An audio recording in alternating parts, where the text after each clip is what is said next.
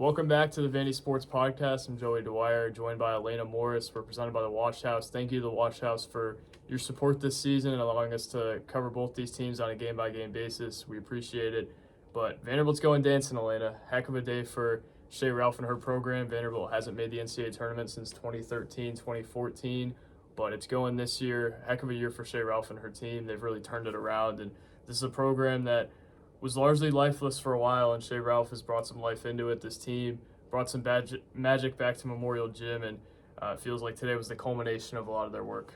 Definitely an exciting day for this program. Shea Ralph, as you mentioned, just doing it all in Memorial, and that magic is coming back. They've gotten a 12-seed play-in game, and they'll face Columbia out of the Ivy League in the first round, and that will be in Blacksburg, Virginia, I believe.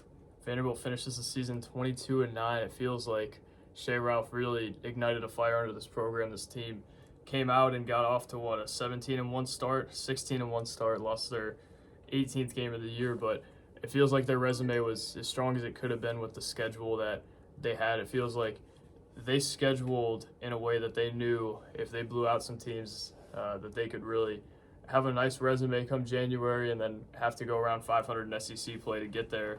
And they went 9-7 in the league, lost the SEC tournament game. Made you a little nervous, I would assume, but they got there, and it feels like Shea Ralph and her team really did everything right down the stretch and did just enough in the end to get to the tournament. Yeah, I think a couple of weeks ago we were talking about those last 6 games, and they needed to win 5 or 6 of those, and they did exactly what they needed to do. They won 5. I think they were probably sitting on pins and needles as they didn't find out till the third region was announced. Of course, that loss to Florida in the SEC tournament probably made it a little bit more nerve-wracking tonight than they probably wanted it to be. But ultimately, they did what they needed to close out the year, and they, their work paid off, and they've made the NCAA tournament. Elena, Shea Ralph inherited a complete mess here, and like we mentioned, has really turned this around. What do you think this means for this program as a whole, just finally taking the step to a place that they haven't been in a really, really long time? I think it's exciting. I think there are some great things happening over on the West End. I know after the first game of the year, Shea Ralph told us that her goal was to make the NCAA tournament, and she just fulfilled that goal. Of course, I'm sure she's not done yet, so it's going to be exciting to talk to her later and get her thoughts on it. But just in 3 years, winning 22 games, and it's an exciting thing to see. But not only that, this is a team that won 12 games last year.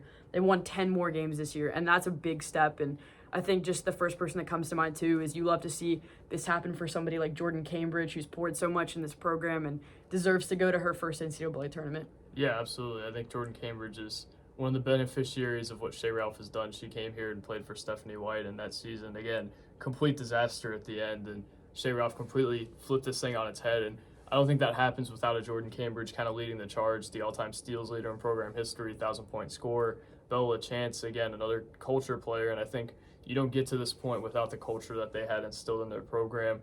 It just feels like this is exactly what this program needed. If they didn't make it, I think a lot of the momentum they had this year would have really been stunted, and I think they were a little closer to not making it than a lot of people would have thought, but they didn't have that signature win throughout the year, but they did enough. They had 9 SEC wins, obviously, and you just look at their overall body of work, and it was going to be hard to keep them out. Yeah, it was, and I think there was a stat somewhere that said since 2000, every SEC team that's won 20 or more games, or 8 or more games in the conference play, made the NCAA tournament. Vanderbilt, they fit that, and they made the NCAA tournament. So again, they're just proving themselves and the fact that they finished in the top 6 in the SEC. So just, again, Shea Ralph doing really good things over there. And I know it was a little bit closer than they probably would have liked, but they ultimately got in, which is what matters the most.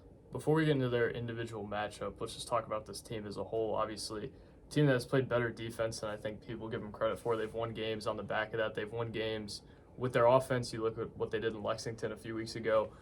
They've won in a multitude of ways. They have good guards. I don't know that they have fantastic guards, but good guards.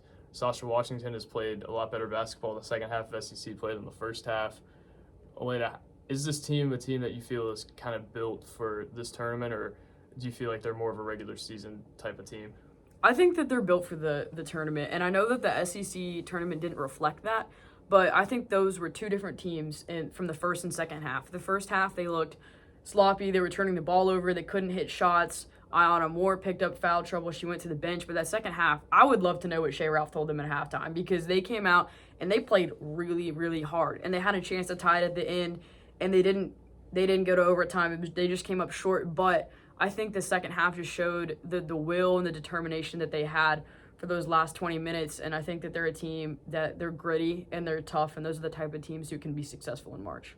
Yeah, it feels like their ability to win in a few different ways got them here, and I think that's what could get them even farther. You look at Columbia, an Ivy team was obviously making a big push earlier to get in, and they got their wish, but Vanderbilt's going to try to knock them out in the first four. Elena, thoughts on Columbia and how Vanderbilt matches up with them? There's a couple of things that come to mind. I think it's the committee knew what they were doing, putting Columbia in a playing game. I know their coach Griffith after the game said that they want a chance to play in it rather than an SEC team who was in the middle of the pack, but they matched up against an SEC team, so I'm sure that's going to be an interesting narrative there. And Columbia, they faced two SEC teams this year, lost to both of them, Florida and Georgia. Georgia blew them out of the water. In the Bahamas, I believe the Bulldogs won by 17 points. That Florida game was a lot closer, though. The Gators only won by 2 points, but 2 of 6 of Columbia's losses came to SEC teams, so they do have experience playing against this conference, but we've seen Vanderbilt take down both Florida and Georgia. Yeah, just looking at kind of a brief overlook of Columbia, feels like there's a high-powered offense in there somewhere, and you've looked at when they play Power 5 teams, Power 6 teams. Outside of that Georgia game, they've generally competed. Seton Hall, they actually beat in their second game of the year. Duke lost 2-4. Duke's a good team, I think an NCAA tournament team, right? Florida lost 2-2, and Vanderbilt barely beat Florida as well. They beat Memphis, they beat Villanova, they beat Providence. So good resume for an Ivy League team. Like, you generally think of an Ivy League team and say, well, they probably don't have the marquee wins. This team has good wins, and it feels like there is an acumen somewhere about beating a Power 5 team. I think their 5'11" senior guard, who's averaging 20 points, is probably somebody to watch out for against Vanderbilt as well. It feels like she might be the best player on the floor in that game, but Vanderbilt's going to have the athleticism edge. It's going to have the size edge. Do they win this game, though? It's going to be a different story, I think. Yeah, I agree, but I do think this is a good matchup physically for Vanderbilt. I think they're a bigger team than Columbia. They've got the size advantage there. I know we've talked about Sasha Washington being an undersized center, but she's actually got the leg up in this game to be, a little bit more size advantage for her. And I know we talked about Columbia's guard being one of the best players on the floor, but if anybody can guard somebody that can score at that level, it's Jordan Cambridge. She's a semifinalist for the Naismith Defensive Player of the Year award, so she's shown how good of a defender she can be. I mean, we saw, Vanderbilt shut down Leilani Correa for Florida, but they did let Aaliyah Matharu put up 35 points, so they're going to have to try to not just lock down one of those guards or I guess for Columbia, you gotta key like in on both. Guard, yeah. So they got to figure that out, and I think they did a good job against Florida on one, but you can't let one have an amazing day when the other one's off because Matharu made up for it. But I do think overall they do match up well with Columbia as far as size. I think that the forwards too in this game, Camille Pierre has a great advantage. She's a 6'2" forward, and that's bigger than anybody that Columbia has on her roster. So I think that this is a game maybe she'd be able to take advantage of if Justine Bissott can shoot or Aga Makira gets in there. They're a lot bigger than those players, so I think that size-wise, Vanderbilt does have a leg up, but this Columbia team is really talented at the guard spot. Definitely seems like they match up well with this team. You could have got a lot worse outcomes. If Vanderbilt makes a tournament run, I'm going to put you on the spot here. If Vanderbilt makes a tournament run, what has to happen? Well, Baylor is their next opponent if they were to beat Columbia. I haven't watched a ton of the Bears this year. I did watch a good bit of a game against West Virginia, and that's a good team. That was in Morgantown, and I guess I'm just saying I watched that game. I am from there, so I'll give it. That's the only reason that I was watching that game, if I'm being completely honest with you. But they are very similar to Vanderbilt. They're a little bit better, I guess you could say. They had a better resume. They got a 7 seed. But I do think that West Virginia and Vanderbilt are pretty similar. They have really good guard play. J.J. Quinterly reminds me a lot of Jordan Cambridge, and they don't have a true big center like Vanderbilt. And so that game came down to the wire. Baylor hit a bucket at the very end to win it. So I think that kind of maybe could paint a picture of what that game could look like since those two teams are very similar. Again, I don't know enough about Baylor, but from what I can tell, they have the ability to compete against the Bears if they were to make it past Columbia.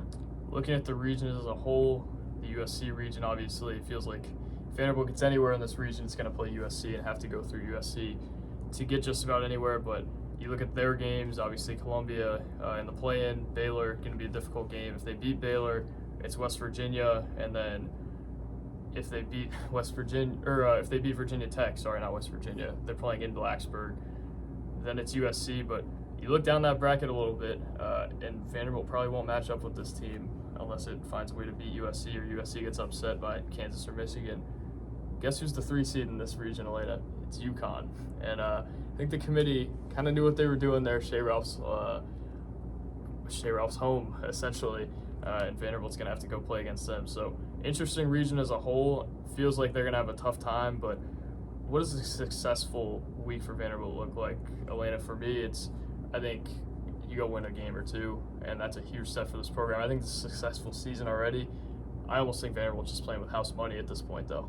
I agree with you, and I don't want to overlook this region at all. Bringing up Virginia Tech, they're playing a 13 seed Marshall that is very talented. The way that they're coached by Kim Caldwell it's brilliant. The way that she plays basketball, and Virginia Tech, if they were to get past Marshall and Vanderbilt at some point meets the Hokies, as of right now they don't have their star center in Liz Kitley. I don't know when she'll be back. I know she hurt her knee, didn't play in any of the ACC tournament. They did not win that without her. That's a huge piece if the Hokies were to play without her. Of course, that's not announced yet. But, again, you just never know in March. But I do think that you're right with that. This program has taken a huge step forward, making the NCAA tournament for the first time in 10 years. And so winning a game, again, would just be huge for them going into next year as well.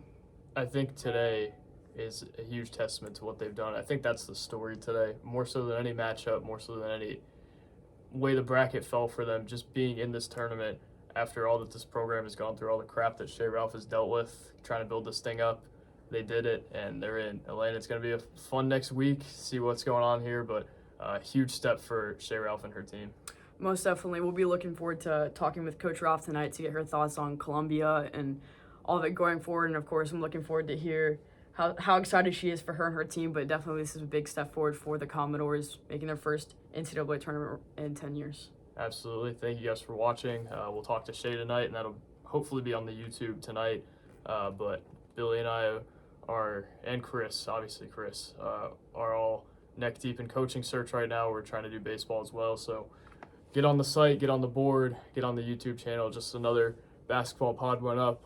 Coaching search one is going to go up tomorrow. So we're all busting our tails. I think this time of year, everyone who's contributing to the site is busy, including Elena, including myself. So be sure to get on the board. Thank you all for your support, and let's see what happens in the next week. Big step for Shea Ralph and her program, and a monumental day for Vanderbilt women's basketball. Thank you guys for watching. God bless. Peace.